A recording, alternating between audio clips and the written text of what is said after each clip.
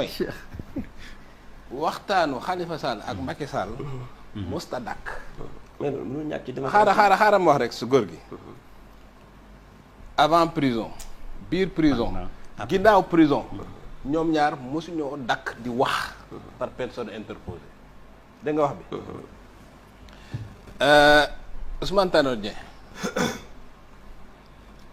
Moustapha Niasse avant prison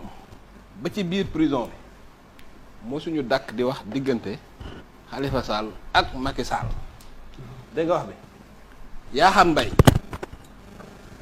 Khalifa Sall par exemple Khalifa Sall bi mu génnee prison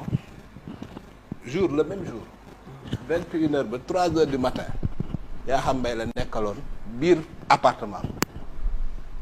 da nga wax Bougane Gueye dox na ci lu bari diggante Macky Sall ak Khalifa Sall ci ay message yu mu jàllale. ban Bougane Gueye mii Bougane Dany da nga wax bi am na xalif général bu mag ci réew mi boo xam ni waajur la ci ñoom ñaar ñépp boo xam ni wax ju bari day jaar ci moom am na ay libanais yoo xam ni wax ju bari ñoo xam ni ci wàllu famille dañu am fu ñu jege Khalifa Sall wax ju bari day jaar ci ñoom entre Macky Sall ak Khalifa Sall da nga wax bi am na maire bu dekk Marrakech boo xam ni wax ju bari day jaar ci diggante Khalifa Sall ak Macky Sall maire Paris Anne Hidalgo wax ju bari day jaar ci diggante moom ak Khalifa Sall donc Khalifa Sall ak Macky Sall dañuy wax tout le temps moo tax bi ko Khalifa Macky Sall jaalesee war na bett ñëpp ba mu def ñu xam li xew seen diggante maintenant hypothèse u Khalifa Sall nekk premier ministre loolu lu ñu waxtaane la asalaamaaleykum mbokki patriote yi gars yi ñu ngi ziar ñëpp di bëggee ñëpp di ñaanal ñëpp jàmm di ko ñaanal suñu bopp di ñaanal mbokk patriote yëpp yàlla defal leen jàmm bon gars yi vite fait rek dama bëggoon wax tey franchement ci affaire Khalifa Sall j'ai entendu beaucoup de suspicions maanaam patriote yi ku nekk di wax di analyser Khalifa Sall li premier ministre mi ngi wax ak Macky Sall loolu nag damaa jaaxal déglu naa samay mbokk yenn patriote ñu wax ci mais pour commencer loolu dama bëgg a wax lu bëri dañoo def allusion lu Cheikh Yérim wax te loolu pour man tardement la dañoo reculer ñu dama leen wax l'un des hommes les plus dangereux du Sénégal maanaam ñi gën a dangereux Sénégal et maquillé d'une mauvaise foi boo xam ni dalay sax énervé sooy wër nit ku mel noonu jàppal Cheikh Yérim xam nga tey foog ñu teey parce que franchement ñun dañoo xaw a ëppal quoi parce que lu am rek ku nekk day def sa analyse certes baax na parce que nous sommes tous des frères war nañu xalaat ci lu nekk mais tamit mënuñu par exemple demander le beurre et l'argent du beurre mënuñu am lépp lu parfait ci àdduna mais on n'est pas mieux gënuñu nit ñi tamit foog ñu xam loolu parce que ça veut pas dire que ñun nous avons le monopole de belles analyses nous avons le monopole de la compréhension politique non du noonu tey Cheikh Yérim li tax moo xalaat ni ma ne kii il est de très mauvaise foi Cheikh Yérim dafa toog plateau jàkkaarloo ne Khalifa Sall musul jóg ci di wax ak Macky Sall mais lim ci teg moo gën a garaaw par personne interposée xam nga loolu mooy lan c'est que ñu bëri ñi nga xam ni bi muy wax loolu par personne interposée maanaam Cheikh Yérim c'est pas un grand journaliste mais c'est un bon manipulateur loolu daf ko wax d'une manière très quick maanaam lu gaaw la ko waxee ne Khalifa Sall musul arrêté wax ak Macky Sall par personne interposée xam nga loolu mooy lan mi ngi mel ni nga toog xuloog nit defoo moom dara nit ñëw na la man de su ma yëgoon su ma sañoon ngeen juboo nga ne ko juboo mu dem ne kee su ma sañoon yow yaa bu doo ko topp kee na waa demal wax ak moom noonu la demee te li dëggal ni ma gën a wóoluwaat Khalifa Sall man actuellement même su ma doon dute ci Khalifa Sall j'ai 100% confiance en lui Cheikh Yérim dafa lim lu mat 6 dignitaires nee na xalif généraux bu mag Tanor Dieng Moustapha Niasse ku xam ni xam Moustapha Niasse Macky Sall da koy déglu Tanor Dieng Macky da ko doon déglu wax lim juróom ñoo xam ne ñëpp ñi nga wax ak Khalifa Sall par personne interposée mais Khalifa Sall su nekkee Sénégal Macky Sall nekk Sénégal te Macky Sall doon président ku nekk bëgg a toog président wax ak moom lu mat 6 dignitaires yu mag ñëw di wax ak Khalifa Sall c'est-à-dire que Khalifa Sall da leen rejeté ñoom 6 ñëpp parce que su premier ki nangu woon kon kenn waxatu ko looloo tax ma gën a wóolu Khalifa Sall c'est que 6 dignitaires ñi ngi wax te Cheikh Yérim il faut bien peser ses mots il n'est pas intelligent Cheikh Yérim muusul parce que tey dafa am lu xewi c'est révolu le temps où benn journaliste toog di wax di taawi di guddal naan kii ñu naan hop le grand analyste ay Mamadou Ibra Kane ay Cheikh Yérim Seck billaahi ki gën a ndaw ci patriote yi moo leen gën a comprendre l'enjeu politique du Sénégal parce que on peut pas gis nga dama lay wax Sénégal il y a 16 millions d'intellectuels kenn mënatul nax kenn mais bu ñu nangu ñu ñuy manipuler ba pare on entre en diapason avec ces suspicions ñu commencé créer benn non c'est que lii la déedéet Cheikh Yérim il a voulu manipuler li mu bëggoon mooy nit ñi ne kon mi ngi Macky Sall mi ngi waxtaan ak kii mais dafa def erreur de communication mooy fi mu ne par personne interposée ba pare nit ñi dégluwuñ ko mais même su fekkee loolu dalaa rëcc nga gis lim na 6 personnes yoo xam ni ñi ngi wax ci diggante bi c'est-à-dire que 6 personnes yooyu li ñuy wut amuñu ko parce que su fekkoon li ñuy wut am nañ ko première personne bi lekk kon Macky Sall kii dañuy juboo doon Mbrok Sow wala Gloria kon mbokk patriote yi man Jim Ndiaye man franchement j'ai 100% confiance en Khalifa Sall te nañu bàyyi tamit comme ni may wax rek dee ni ñun ñoo gën nit ñi parce que mënuma comprendre ñu def benn coalition bi c'est écrit noir sur blanc ñu ne Khalifa Sall ak coalition Yewwi Askan bi wax dëgg yàlla dañuy ànd élection locale ak élection législative suñ demee élection présidentielle il y aura des candidats pluriels waaw mais Khalifa Sall ñu laaj ko il a parlé en toute sincérité te ñun on se dit que président Sonko lu tax ñu topp ko dëgg mooy il est sincère kenn gënul sincère Sénégal président Sonko luubalul bokkul ak kenn wax dëgg yàlla kenn du moom kon nañu moytu yenn détails yi ñu bañ a nangu ñu ñuy manipuler tout le temps genre Cheikh Yérim parce que wax dëgg yàlla bugguma sax attardé wu ci moom mais mënu ma woon wax ci Khalifa Sall te waxuma ci Cheikh Yérim parce que ñu bëri loolu lañ def allusion te Khalifa Sall su waxee France 24 ni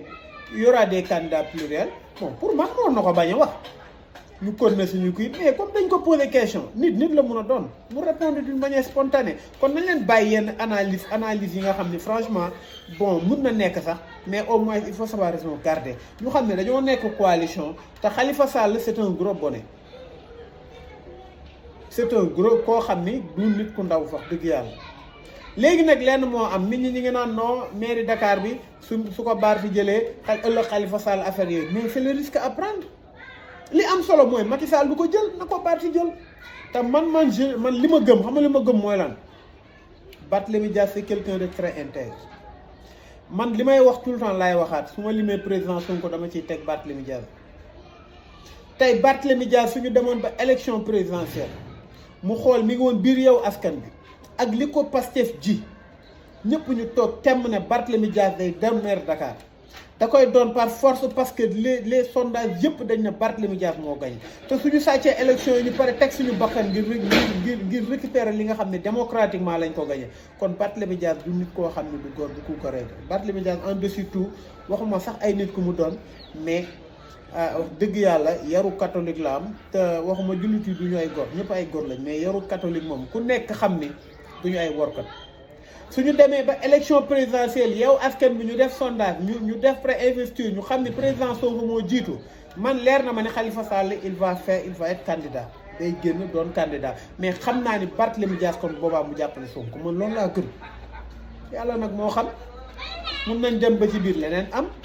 wala yeneen affaires yi changé mais li ma gëm te yàlla xam na ni li ma xalaat ba gis ko la plupart dama koy wan bon wala yàlla da koy def léegi lenn am nañ leen marcher vers l'essentiel bàyyi yenn débat yu ñaax fayda yi amul sens li ñu war a wax mooy ni ñuy def ba cagnotte bi gën a bëri 500 millions yi des na de une semaine lañ di am 12 millions su fekkee chaque semaine ñu am 12 millions te élection yi daanaka moins de 50 jours moo ci des c'est-à-dire que dina tane mais ba léegi day des du mat fii ak su fekkee 50 jours c'est-à-dire que du ñu am sax 100 millions te loolu c'est pas normal léegi lenn am ba am nañu wax ci carte électeurs yi nañu wax ci gars yi ni ñuy def ba sécuriser bureau de vote yi nañuy wax ba xool ni nga xam ne ñii anticiper ñii lan lañ bëgg a luubalee parce que am na ay waa yëmbal yoo xam ne ñoom Modou Dieye sama xarit ñoom dañoo jël seen carte électeur seen carte fi nga xam ne fa lañ waroon voté yëmbal léegi dañ kaa yóbbu Kër Massar seeni luubal la pour ñëpp xamandoo ko xam ne gars yi ñi ngi seen luubal te gars yi ñu ngi ciy liggéey waa Pastef international ñoom Modou Dieye ak ñoom seen ñu ngi ciy liggéey bu baax pour ñëpp mun a xam fan la ñu war a voté affaire bi dañu ko war a jaral Maka suñu waajee dama lay wax leen Macky Sall gis nga dans ma formation am na loo xam ni da nga koy jàng te da nga koy mokkal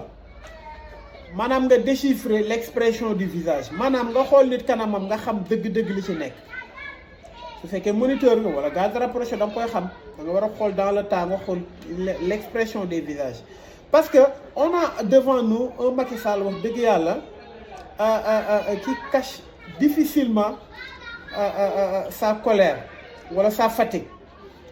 parce que Macky expression visage am li nekk ci xolam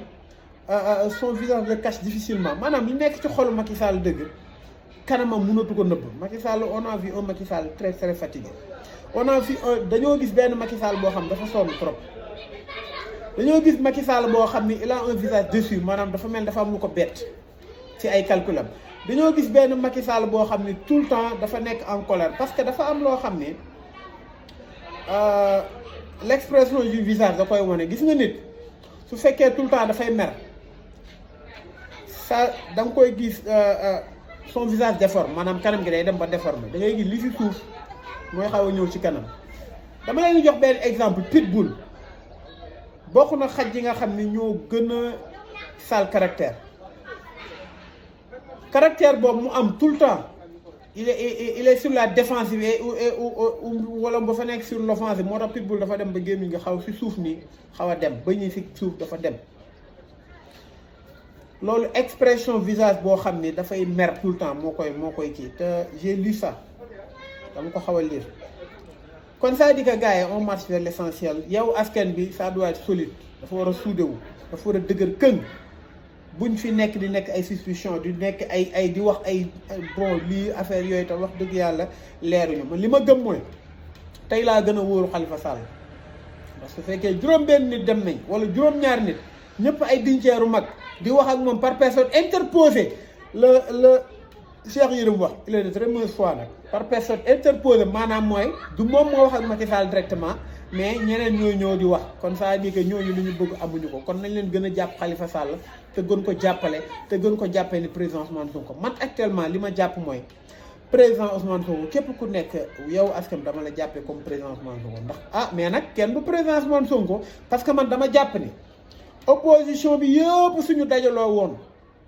ñu teg balance Ousmane Sonko tax Ousmane Sonko daaneel ko parce que fii ku fi am dara dëgg-dëgg nag Ousmane Sonko moo la ko may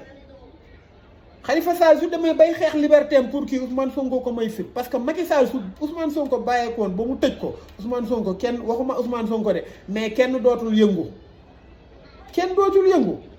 Barthélémy Dias je l'aime bien c'est un grand homme d'État c'est un homme intègre